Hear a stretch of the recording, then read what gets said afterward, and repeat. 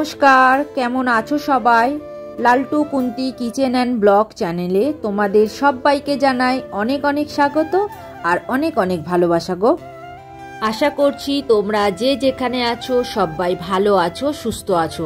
তাহলে চলো এখন থেকেই তোমাদেরকে সাথে নিয়েই নতুন একটা ব্লগ আমি শুরু করছি। আশা করি ব্লগটা ভালো হবে, সম্পূর্ণ দেখার অনুরোধ রইল তোমাদের কাছে।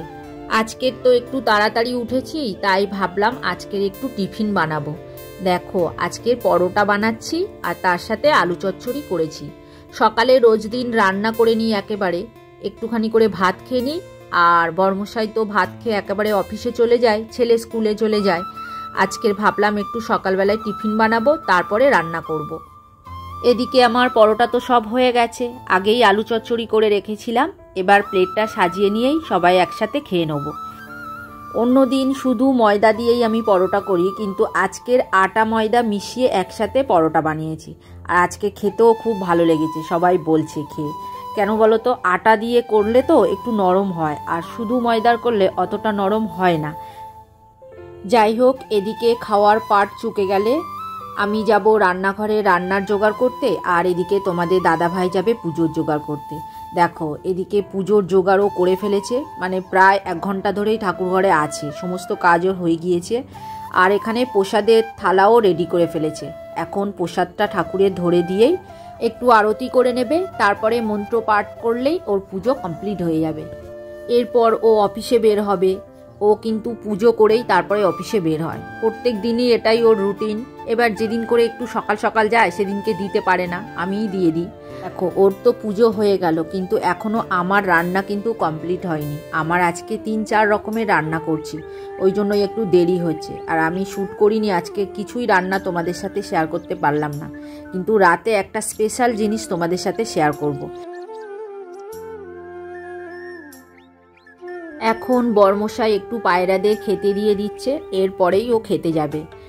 পায়রাগুলোর দ্বিতীয় রাউন্ড খাওয়া হচ্ছে। এর আগে বাবা সকালে দিয়েছে, যখন দরজা খোলে সকালবেলায় ওদের গেটগুলো খুলে দেয়, তখন বাবা একবার দেয়।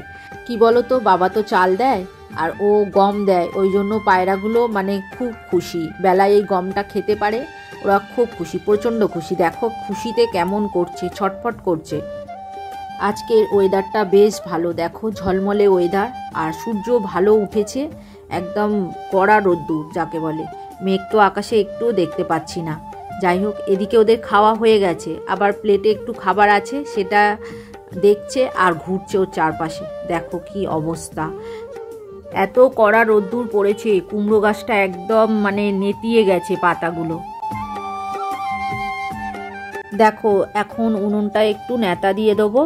এই মাটির উনুনটাতে বাবা প্রত্যেক দিন ভাত করে দেয়। দেখো বন্ধুরা, এই উনুনটার কিন্তু যত্ন নেয় বাবা, কেননা বাবা ভাত করে তো, আর উনুনটা ছাই তোলে, পরিষ্কার করে, আবার খারাপ হয়ে গেলে সারাই করে। এটা সম্পূর্ণটাই বাবা করে, আমি কিন্তু করি না।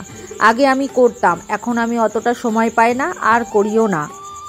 দেখো উনুনে নেতা দেওয়া তো হয়ে গেছে, এইবার উনুনের উপরে যে হাঁড়িটা বসানো ছিল ওর মধ্যে জল ছিল, সেটাই আবার বসিয়ে দেবো, আর মুখে একটা পাথর দিয়ে দেবো, কেননা পায়রাগুলো ছাই খাওয়ার জন্য ওই গরম উনুনের মধ্যে ঢুকে যেতে পারে, ওই জন্যই। এদিকে আমার রান্না কমপ্লিট হয়ে গেছে, এখন খেতে দিয়ে দিচ্ছি। এটা ছেলের দিচ্ছি আর ওর বাবারও সাথে দিয়ে দেবো। আজকে কি কি রান্না করেছি তোমাদেরকে দেখাবো। দেখো এখানে ডাল চচ্চড়ি করেছি, মুসুর ডাল সিদ্ধ করা ছিল, সেটা ওই পেঁয়াজ দিয়ে কাঁচা লঙ্কা দিয়ে একদম শুকনো করে নেড়ে নিয়েছি কড়াতে, ওটাই ডাল চচ্চড়ি হয়ে গেছে। আর সবজি চচ্চড়িও একটা বানিয়েছি। আর কালকেকার একটু চিকেন ছিল, সেটা গরম করে নিয়েছি। আর মাছের ঝোল করেছি। আজকে 3 রকম রান্না করেছি। চিকেনটা আমরা খাবো না, ছেলেই খাবে, আর ওর দাদু যদি একটুখানি খায় খাবে, আর যদি না খায় তাহলে ও একাই খেয়ে নেবে। আসলে কি বলতো, ও মাংস খেতে ভীষণই ভালোবাসে মাছের থেকে। একটু বড় মাছ হলে খেতে পারে, আর ছোট মাছ তো একদমই খেতে চায় না। আজকের বড় মাছ এনেছে, আলু দিয়ে রান্না করেছি। দেখা যাক ও চিকেনটা এখন খায় নাকি রাত্রিরের জন্য রেখে দেয়। তোমরা যারা এতক্ষণ ধরে আমার ভিডিওটা দেখছো, তোমাদেরকে অসংখ্য অসংখ্য ধন্যবাদ। দেখো বন্ধুরা, এখন রাত হয়ে গেছে, মানে ওই সন্ধে হয়ে গেছে। আর তোমাদেরকে আগেই বলেছি আমি সন্ধেবেলায় একটা স্পেশাল জিনিস রান্না করব। দেখো, আজকের হচ্ছে তালের বড়া করব। এখানে তালের কাত আছে, দেখো টিফিন বাটির মধ্যে। এটা হচ্ছে আমার মাই পাঠিয়েছে তালের কাতটা বার করে। আর আমি 3টে কলা নিয়ে নিয়েছি। দেখো এখন কিভাবে আমি তালের বড়া করি, কি কি উপকরণ দিই সেটাই তোমাদেরকে দেখাবো। এখানে 3টে কলা নিয়ে নিয়েছিলাম, কাঁঠালি কলা, সেটা ভালো করে চটকে নিয়েছিলাম। আর তারপরে তালের কাত দিয়ে দিলাম, আর তার সাথে ভেজানো সুজি দিয়ে দিয়েছি, আর শেষে নারকোল কোড়া দিয়ে দিয়েছি। দিয়ে ভালো করে আমি সব কিছু একসাথে মিশিয়ে নিলাম। দাঁড়াও, এখনো কিন্তু সব কিছু দেওয়া হয়নি, এখনো বাকি আছে। দেখো এখানে পুজোর প্রসাদের কিছুটা বাতাসা ছিল, সেইগুলোই দিয়ে দিলাম, কেননা বাতাসাগুলো তো খাওয়া হয় না, আর বর্ষাকালে বাতাসাগুলো একটু রসে নষ্ট হয়ে যাচ্ছে, ওই জন্যই আমি এই তালের বড়ার মধ্যে দিয়ে দিলাম। এবার কতটা নরম হয় দেখে আমি আটা ময়দা দেব। আজকের একটু ভাবছি মালপোয়া করব আগে, তারপরে বড়া বানাবো। দেখো এবার একটু একটু করে আটা ময়দা এর সাথে মেশাবো, যেরকম ঘনত্ব আমার লাগবে। তোমরা হয়তো যারা পাকাপোক্ত রাঁধুনি তারা জানো, কিন্তু যারা নতুন রাঁধুনি আমার ব্লগটা দেখছো তাদের জন্যই এটা বলছি।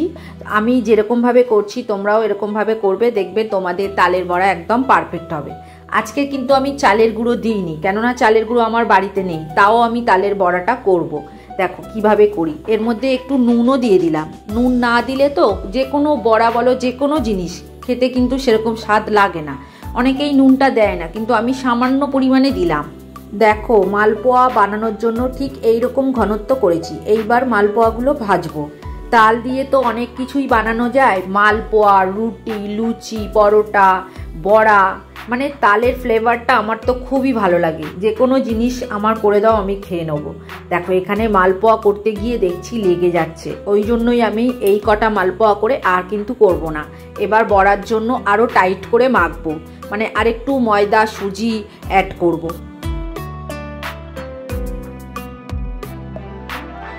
একটু টাইট করে মেখেছি, তার ফলে দেখো কালারটা কেমন হয়েছে।